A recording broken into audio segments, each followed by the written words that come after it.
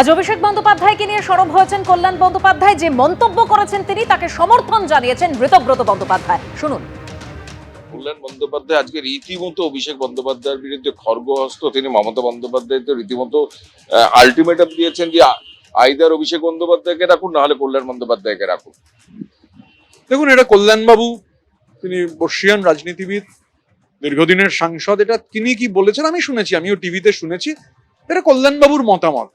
শুধু এটুকু বলতে পারি, আমরা অনেকেই কালেকটিভলি যে কথা বলছিলাম, এটা অন্তত দেখা যাচ্ছে যে কল্যাণবাবু অন্য সব বিষয়ে যাই বলুন, এই ব্যাপারে অন্তত আমরা যা বলেছি সেটাই হচ্ছে ফলো করছে, মানে সেটাকেই এন্ডোর্স করছেন। মানে আমার অন্তত যেটা মনে হয়েছে যে কল্যাণবাবু আর কি বলেছেন তার মধ্যে না গিয়ে অন্তত এই পয়েন্টে এক্স্যাক্টলি একটা বড় কালেকটিভ যে অভিমত নিয়ে চলছে, কল্যাণবাবু আজকে যা বলেছেন আশ্চর্য মিল রয়েছে। মতামত কিন্তু একই রকম। History repeats itself, first as a tragedy and then as a farce.